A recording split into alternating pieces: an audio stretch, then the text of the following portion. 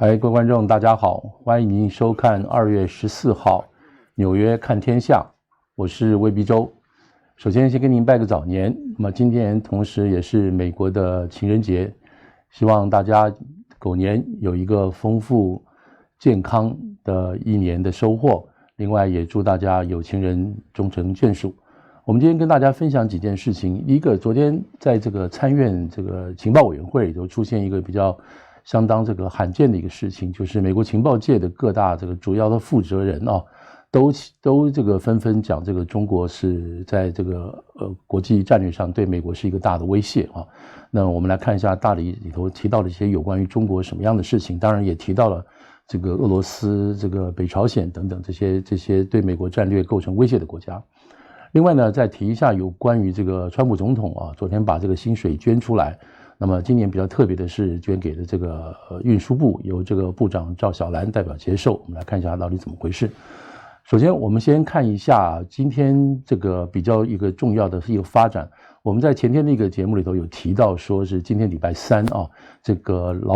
美国劳工部要公布一个非常重要的一个指数，叫做消费者物价指数。那么这个指数公布了，我们当时会说这个如果公布的话，是不是会造成股市又一次大跌，引发有关于对于这个对于这个通货膨胀的这个恐怖。那么刚刚9点半开市了，纽约这边股市开市啊，那么股市是稍稍下跌了啊，不到100点，大概70多点，刚刚看了一下。那么这个股市没有预期中的大跌。那么消费者指数呢，是从1月份的这个消费者这个物价指数是从 0.3 跳到了 0.5 啊，这个比预期的要稍高了 0.2个百分点。那么如果是这样子的话，照理说大家要依照这个上个礼拜这种跌的这种情况，那么今天股市应该会有大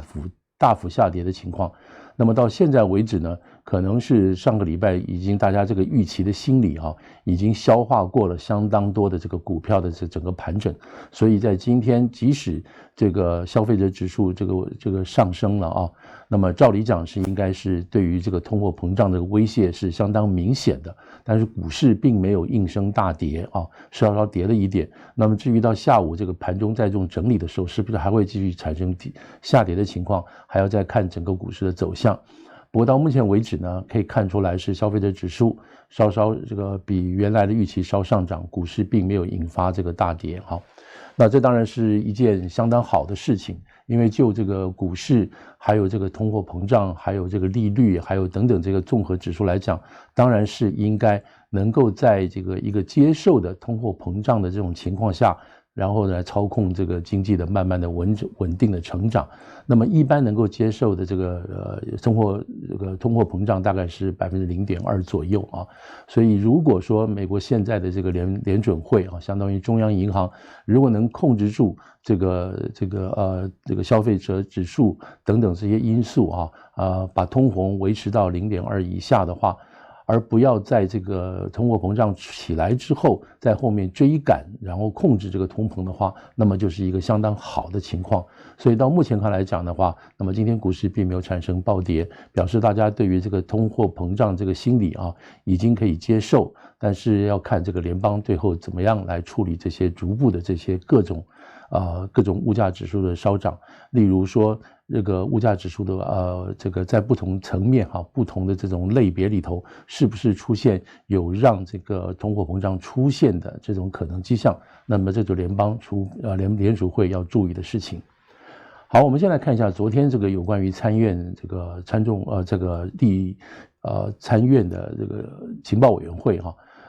所做的一个听证上所发生的一些事情那么情报委员会所做的事呢，是每年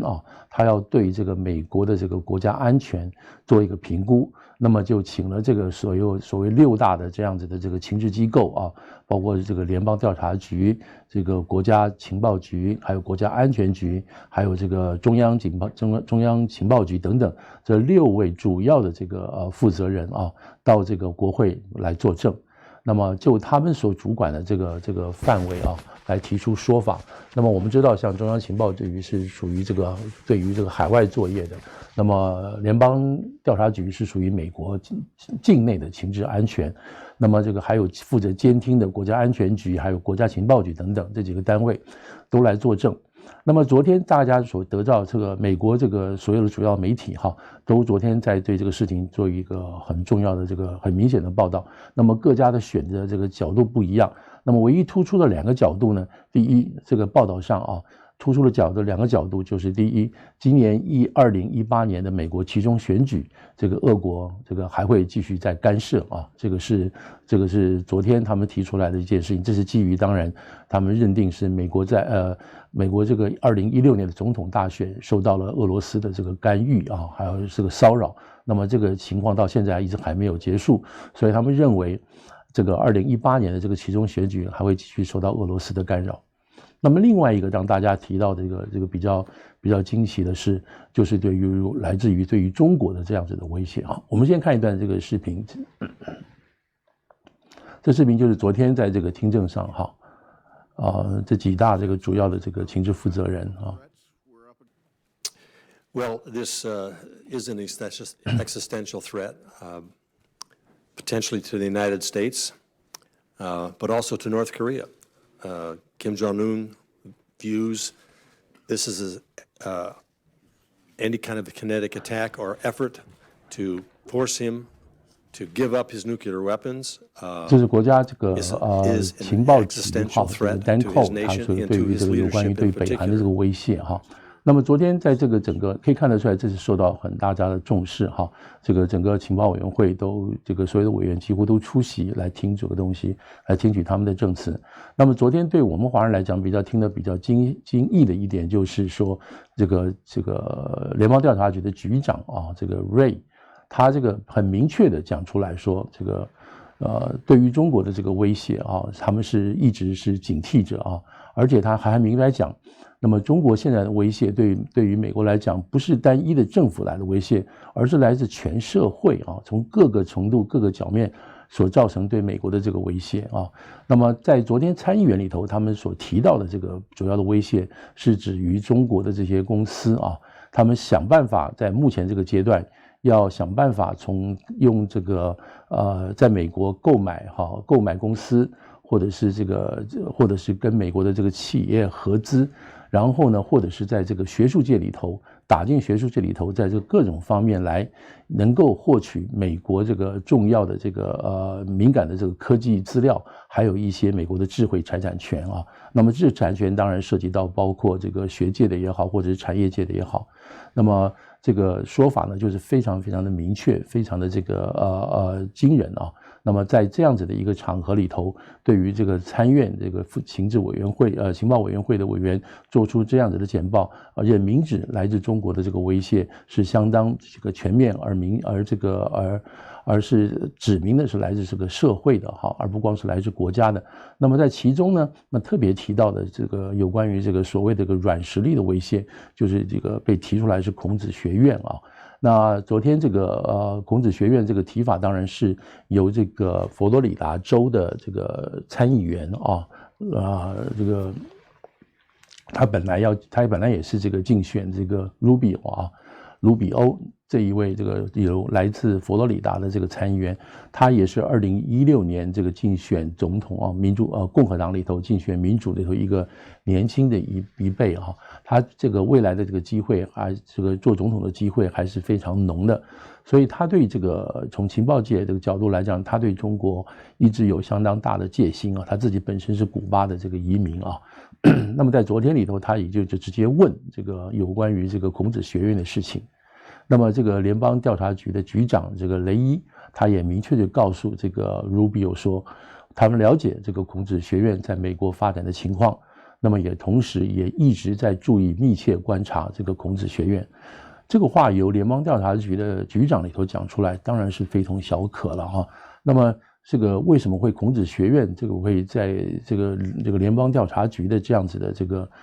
监控的这个范围之内？那么孔子学院到底为什么会做了什么事情，让美国这个国内里头的这个情治单位要提高警觉？从这里的角度来讲的话，我想根据我们所能看到的一些资料呢，其中最为他们这个情报界引以为戒的，应该是有关于这个李长春大概在2011年在北京的一次讲话里头，这个一直在各个不同的文章里头我们看到刚刚这个荧幕里头有放出几篇这个有关于美国这个媒体界对于孔子学院戒心所做的分析性的文章，都不约而同提到了这个李长春在2011年所讲的这个话。像这篇文章就是来自这个 Foreign Policy， 就是说，他说美国这个标题就下得很有意思哈。他说美国的大学哈，各大学 American University are welcoming China's Trojan horse。这个 Trojan horse 就是一个木马哈，这个当然在古罗马的时候打仗的时候，特洛伊的时候啊，就说明这个马那个是一个友好的象征，送到这个城里头，可是这个马里头装的都是这个士兵啊。一到晚上的时候，这个士兵都从这个巨大的这个马里头，木造的马里头啊跳出来，然后把这个城就攻破了。意思是说包藏祸心的这样子的一个做法啊。那么意思是说，美国这个标题就是想说，美国现在正在欢迎，美国大学都在欢迎中国这个木马计哈。那当然这个是一个这个警惕性的一个说法哈。那么李长春当然在那个说法就说了，就是说这个孔子这样子，孔子哈是一个很好的一个标记，很好的一个记号，能够这个受到很好的一个包装的记号啊，能够在外国里头推销这个事情是非常容易的事情。那么打的这个从孔子的这个旗号呢，在国外呢可以宣扬中国自己本身的正能量啊，介绍中国的正面的事情等等这个说法。那么以李长春那个时候的这个身份地位来讲，政治局的身份地位来讲，这个话呢就被这个美国各个学界以及其他的这个不同国家的对孔子学院有戒心的这些研究人士哈，就引以为这个根据，认为这个孔子学院在一个世界上各个地方，他们存在的目的呢，就是要这个透过为这个中国官方进行宣传，而不是进行真正的文化交流跟传播啊。那么这个就变成这个孔子学院就被贴上了这样子一个所谓帮这个中国做宣传的这样子的一个标记。当然我们知道中国这个孔子学院推出来，当然是也有背后是100%的是中国官方的支持啊。那么这是由教育部下面所属的汉办做的。那么表面上这个做的是一个这个提供汉语教学的师资，还有教材，还有人训的培养等等。那么在全世界各国到目前为止，大概他们说2025年吧，还是2020年，将近要建成将近有1000个孔子学院啊。在美国这边第一家这个孔子学院是在非洲开始建立的，南非是建立的，那陆陆续续在全世界各这个5大洲啊，都在陆陆续续推动这个孔子学院。那么他们说为什么这个在美国现在大概有将近100多家孔子学院，那么为什么他们说这个要用这个孔子学院来做这个推销的这个东西？根据美国学界这些学界他们所报道的文章里头讲说，因为孔子是中国最著名的一个圣人，然后也最为这个世界各国所能够认识所了解的如果他们要推行中国现代的这个面貌的话，当然孔子是最好的代言人如果用这个毛泽东也好，或者是用这个邓小平也好，如果说成立一个毛泽东学院或邓小平学院在海外来推动这个东西的话，当然可能就是不会得到任何效果所以孔子学院用孔子来做，当然是最好的一个包装的这个一个标志。当然他们在这个分析里头也提到，事实上在1970年代的时候呢，孔子基本上是一个被打倒的一个被中国官方意识形态所攻击打倒的一个对象所谓批林批孔那个从打倒这个整个孔子所代表的封建思想等等。所以在那个70年代的时候，孔子所代表的这个思想一直是在中国是被视为这个反动要灭掉的这样子的一个封建思想。那么现在呢，中国现在强起来了，就要把原来这个被斗倒的这个孔子重新拉出来，这个打扮一下，出来推销中国自己本身的这个官方的这个说法那么的的确确是有一些这些事情发生例如在2014年左右吧，那么也有中国的官员他们在这个有关于跟这个外国学生在教导的时候，譬如说提到了，在这个教材里头提到了，把这个中国的整个国土的领土主权，把台湾跟西藏都列入进去。从我们中国人角度来讲，当然这是一个不争的事实那么在海外来讲，或者在别的国家来讲，他们对于西藏跟台湾的认识就不是这样子了。那他们可以尊重中国的说法，可是如果从中国我们官方的这个角度说出来，而且在这个教课，在这个学校里头推行这个事情的话，教室里头推行这件事情的话，那么这些国家好，这些有些学区啊，有些老师就认为不以为然。所以在这个过程当中，当然就被指为啊，这个中国在利用这个孔子学院，利用这个教材来推销中国自己本身的这个主权观念等等。那么这个当然就引起很多的威胁啊，很多的这个讨论。所以陆陆续续在美国来讲，有几所大学就这个当初这个建立的孔子学院，也接受了孔子学院，就把孔子学院退掉或关掉了哈。那么事实上，孔子学院到底有没有这样子的一个威胁啊？其实这个说法到目前为止呢，还是见仁见智哈。从外国的从这个西方或者是美国这些学者角度来讲，的的确确，他们认为是有一个这样子的威胁存在。可是我们在如果在网上如果搜寻的话，或者碰到一些这个汉办所派出来的这个中文老师来讲，在我们这接触的过程里中间呢，当然并没有所谓这个要汲取收取美国的这些情报啊，这些资料，然后这个送回中国等等这样子的做法。那多半有可能是基于爱国的心理，替中国的各方面的建设成绩做出一些辩护，但是这并不能够打消啊整个中国啊整个美国或者西方对于中国这样子这个崛起，然后以意识形态为主，然后党在背后面控制的这样子的恐惧啊跟疑惧，认为中国所作所为都是有目的的，而且是一个不是透明的，也不能公开讨论的这样子一个过程。那如果在这个知乎这个网站，我们前天收集到一个知乎网站有问到当初这个有关于这个中文老师啊如何能够透过这样子的一个汉办这个管道来到世界各地去教书等等。那么其实从这个角度来看呢，他们在讨论的时候就是说，基本上都是很多的志愿者。那么在成立孔子学院的时候，当然是由中方提议啊，这个学校里头、大学里头如果有几个中文教师，他们出面接头，去跟这个汉办这边接头，然后再跟学校本身的这个行政单位。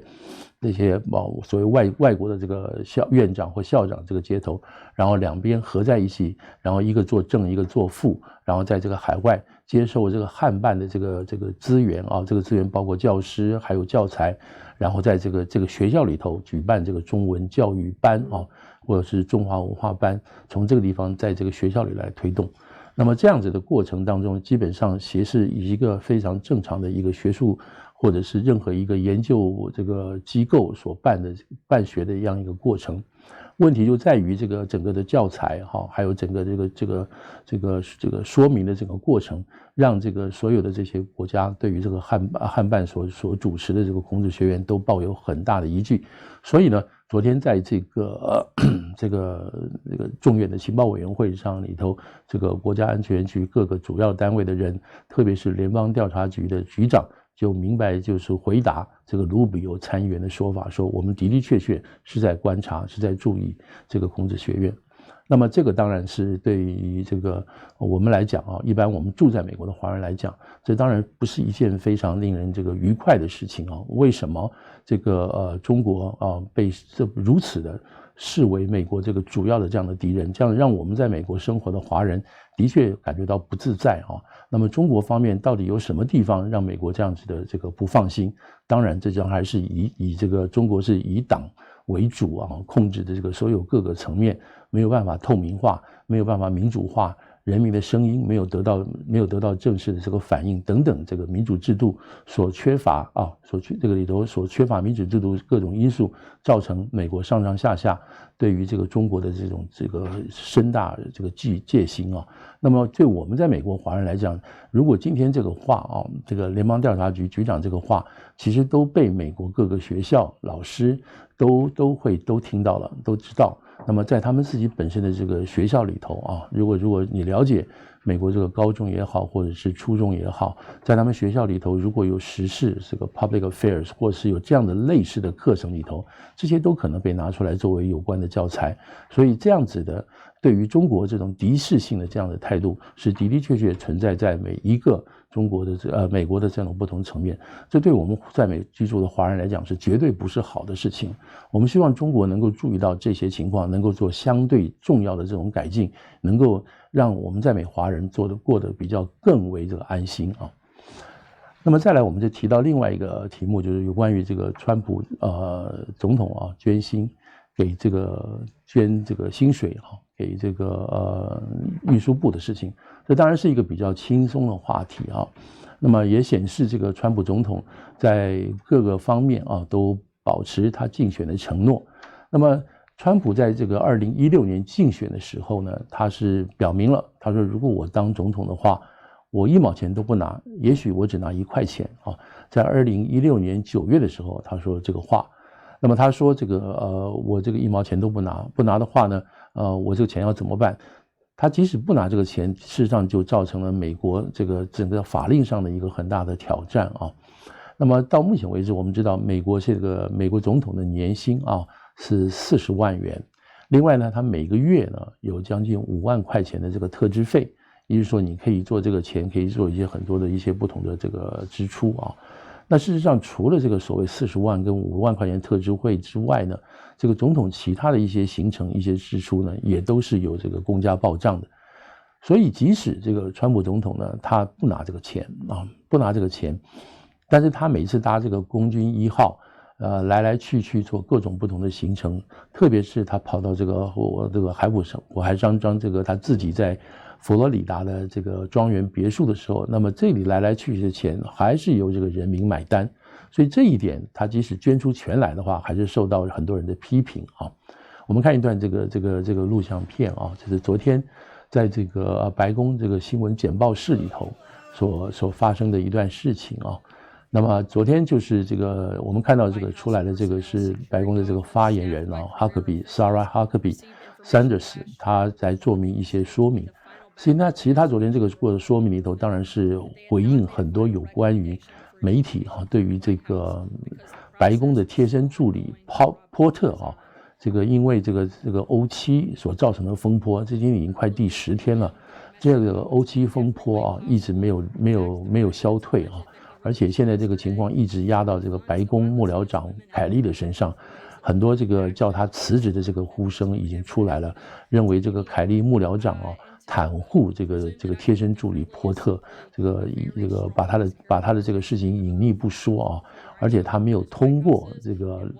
联邦调查局的这个身份背景调查，还继续在这个白宫工作。那么同时在这个地方也请了赵小兰作为运输部长来解释一下有关于川普总统前天宣布美国这个基础建设的一些过程啊。那么昨天当然赵小兰就代表这个劳工部来说明来回答这个基础建设里头所遇到的一些财政上的问题。那么赵小兰昨天在这个被问到这个问题的时候，那提到一个倒有蛮重要的一点，就是说我们看这一段先看这一段好了。那么The goal of the president's proposal is to stimulate at least $1.5 trillion in infrastructure investment, which includes a minimum of $200 billion in direct federal funding. And a key element is to empower decision-making at the state and the local level, because state and local officials know best the infrastructure needs of their communities. 特别是提出2000亿美金给这个地方跟州。那么州跟地方呢，就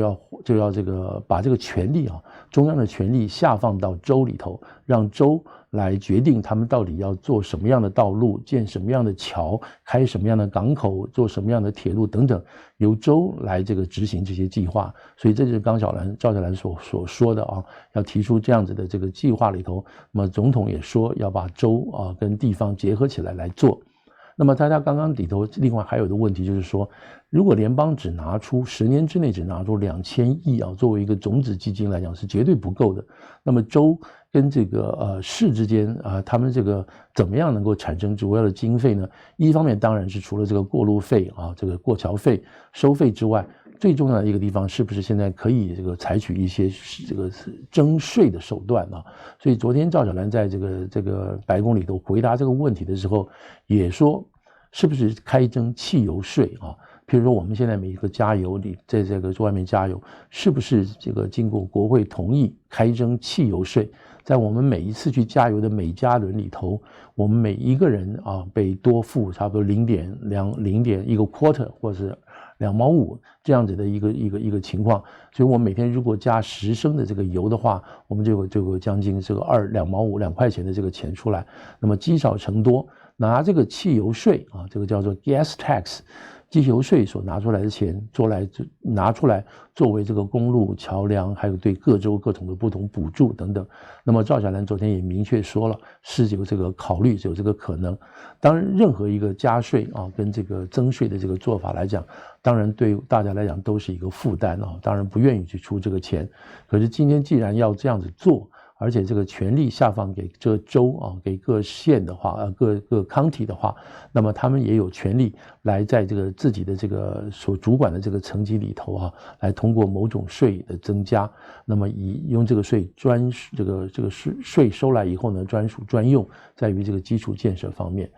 那么昨天当然也在这个机会，我们就看到了啊，这个把这个川普总统的这个10万元啊，这个薪水就交给了这个劳工部啊，对不起，交给了这个运输部。赵小兰以前出过劳工部的部长，交给了运输部。那么这10万块钱呢，这个也指明了啊，就是要交给这个运输部作为基础建设来用。那川普昨天基本上做这个事情倒不是第一次了哈，他第一次是在上任以后，2017年啊，去年4月份就捐出了这个钱，那时候大概是7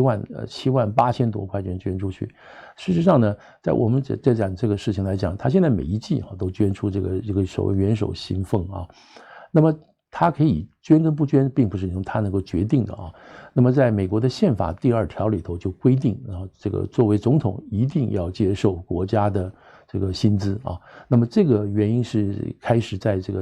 如果刚刚翻了一下资料啊，在1789年，好像是在第1任这个美国总统这个华盛顿总统的时候，他就说他不要拿薪水哈，可是国会不准他不拿薪水哈，因为说这个你不拿薪水的话，你就有可能被贿赂哈，会被收买的这个嫌疑，所以强迫这个总统必须作为国家元首必须要拿薪水。那个时候华盛顿的薪水大概以现在来讲，大概是只有2500万美元来讲。那么现在总统薪水当然是年薪40万。我们刚刚提过，外加5万块钱的这个每个月的特支费。在川普之前呢，也有这个2位总统啊，是这样子做的，一个是甘乃迪总统，另外一个是在他之前的一个胡佛总统。